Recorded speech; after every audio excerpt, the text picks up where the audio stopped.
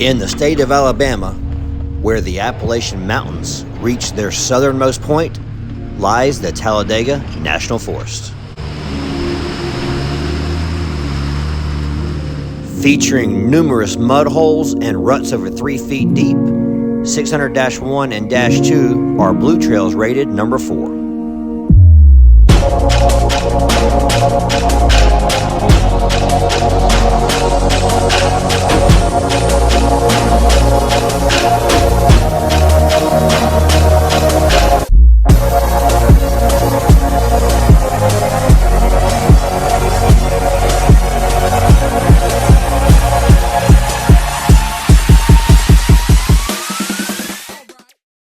All right, this is Talladega in reverse. Let me give you the backstory. This is a Georgia Jeep Alliance ride. I was going to ride with them. I told a few friends from Wicked Jeeps, and more people started tagging along, and we decided to go a little bit later and get some extra sleep. Well, we went the wrong way.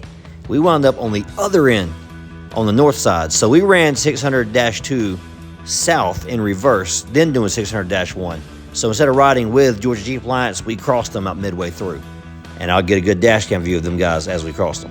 But either way, Talladega in reverse is a blast. Enjoy the video. And you know, sometimes the convoy with your friends is just as fun as the actual trail. We're in Talladega National Forest. This is what they look like before. We'll see what they look like after when we get done.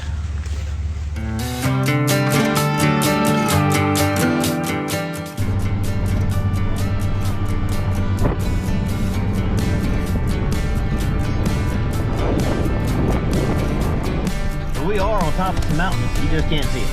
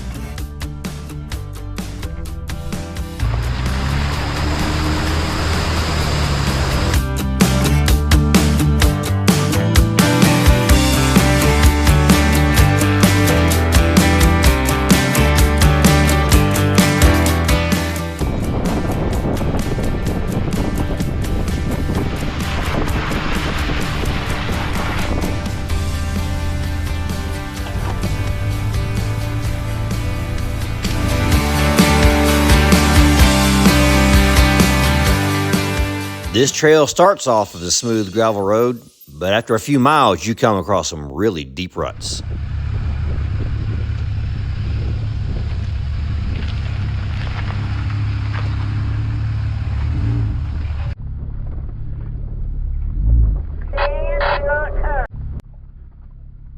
Oh, you just asked Leanne not to cuss, right?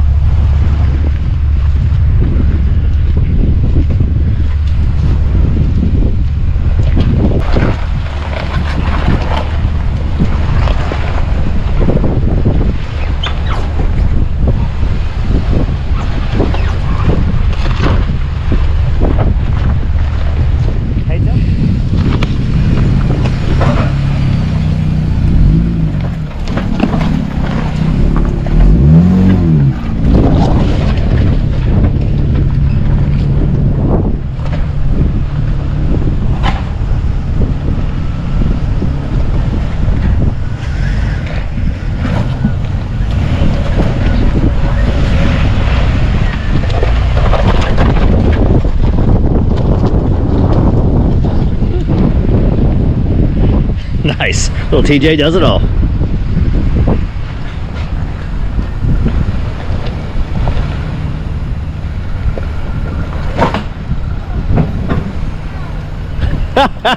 Don't forget your helmet. Helmet.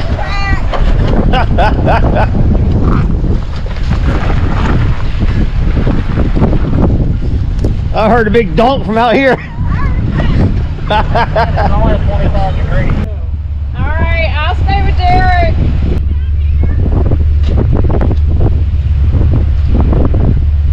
Somebody will pick you up.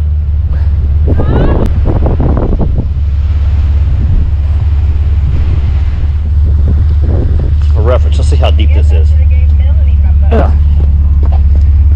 That's how deep the rut is. So for me, it's up to about here on me. No videos never do the ruts justice. You get out of the way before you slide down.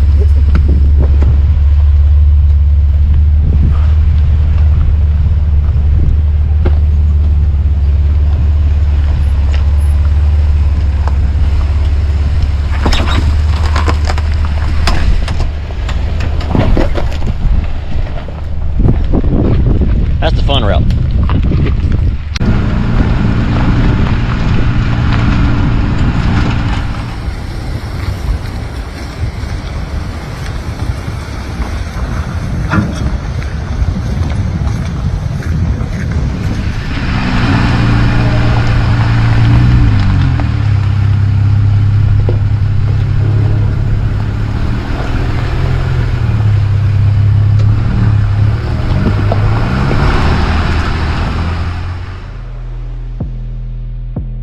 Now we are approaching the first deep mud hole we're going to hit today. But don't worry, it won't be the last or the deepest.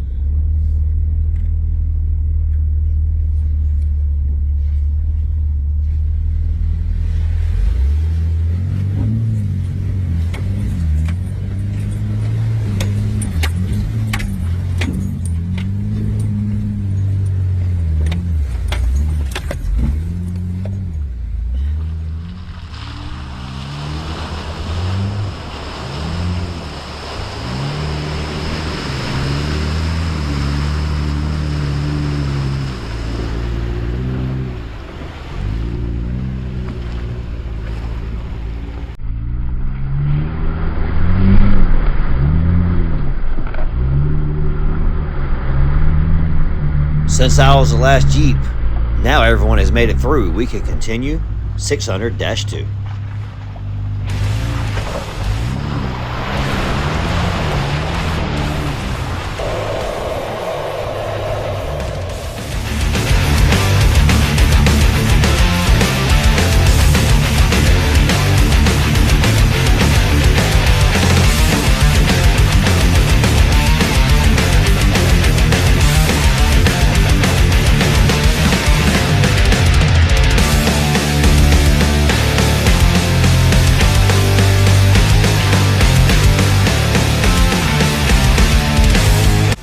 As we're passing the Georgia Jeep Alliance Club here, I'll stop and chit-chat with K. Swan from Road Rash. Been a while since I've seen him. Then we'll carry on, heading south, Talladega 600-2.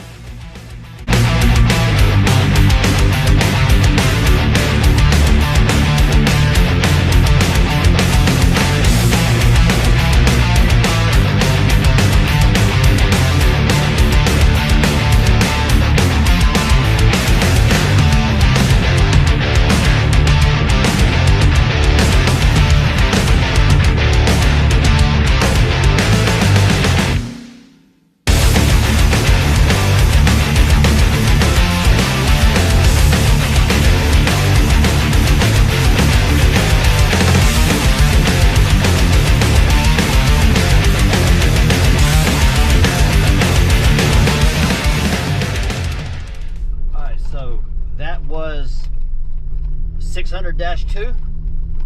That was cool. I got a lot of video. It was pretty much an easy ride. There are a couple of ruts that are deep. It is still beginner level, guys. A stock TJ on bald. This is the WRK. Hang on. Stock TJ, bald on 31-inch tires, did all those ruts perfectly fine.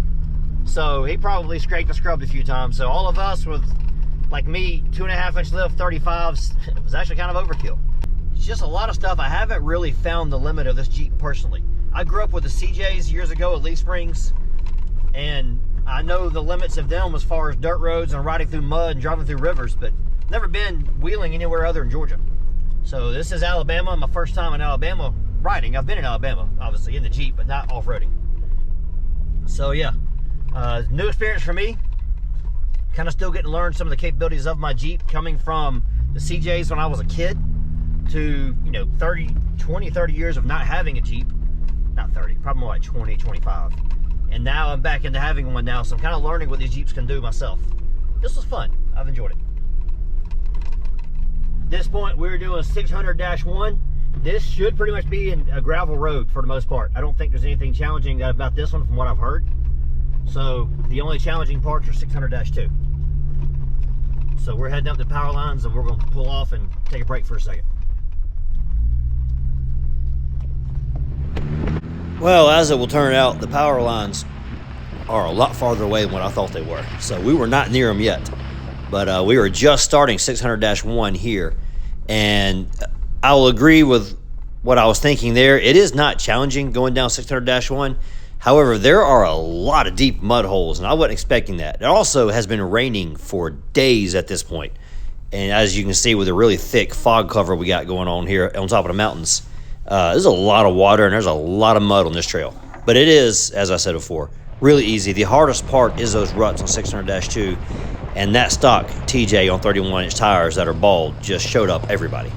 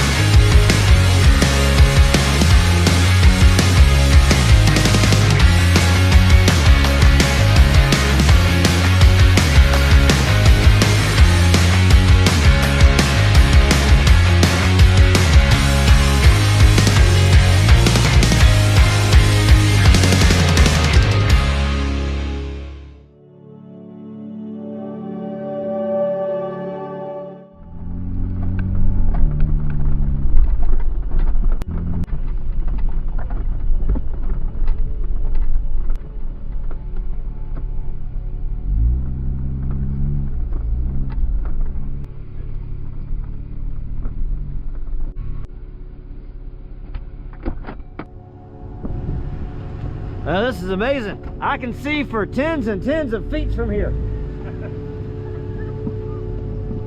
Actually, you can see pretty good ways on this side over here. That's a nice little drop. You can see the mountain. Look at you can see the clouds not making it over the mountains or blowing over the top. That's pretty cool. All right, this is the power lines from top of the mountain, Talladega. I can't see the sun. All right, so Talladega Motor Speedway should be, or Super Speedway should be that way, if I remember correctly from here. Here's the mountains. Well, not here. Where we were earlier is the mountains you see when you're sitting on the look across turn 2. That's what we were just driving down, was that mountains.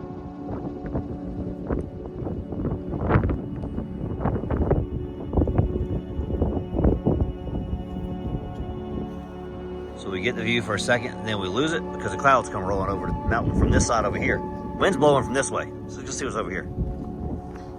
That's really fog. So all this fog here is hitting these mountains and it can't get over them. So it's building up and it's just stacking up and rolling over.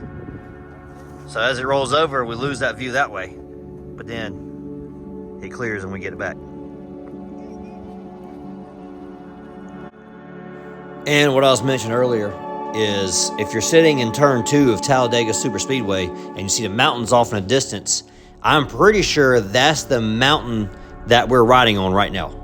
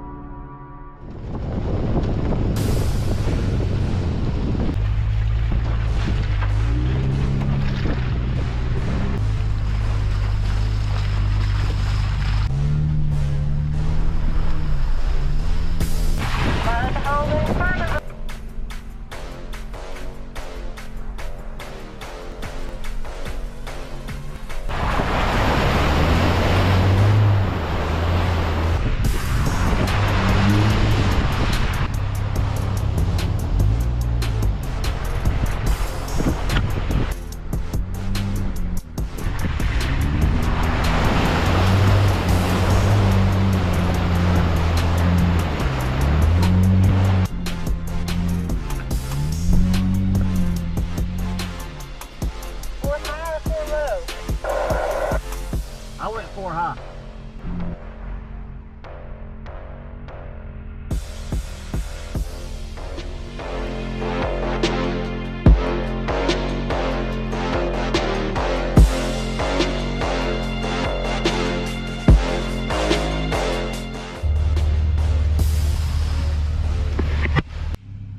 I got a little bit of water on my full board. That's why I got drain holes.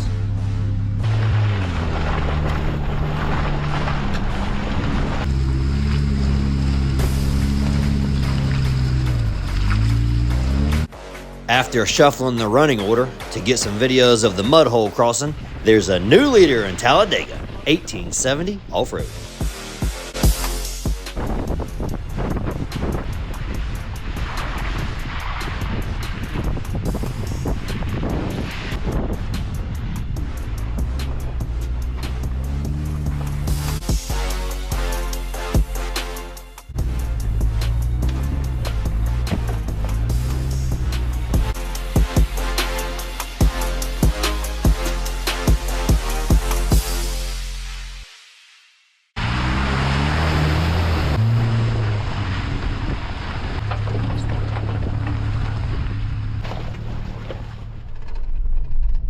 So something really cool, and I didn't make a video about it, but I added a USB charging port to my, not called a roof rack, what's that thing called? Molly panel. And I am loving having that thing. I just killed my GoPro batteries, and I've just plugged them up there, and they're charging. If I try to plug them up the cup holder, they're always falling over, coming unplugged. Plus it overrides the logic for the, for Onyx here, the way I have my map pulled up. Plug anything into that overrides the logic. Well, I have that running off the same power as my radio, which is fused. And yeah, this is working great. I like that I can charge devices now.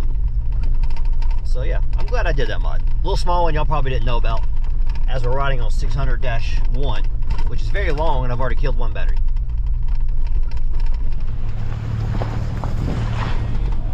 Here we have the new dual tire inflation system. Available at Walmart.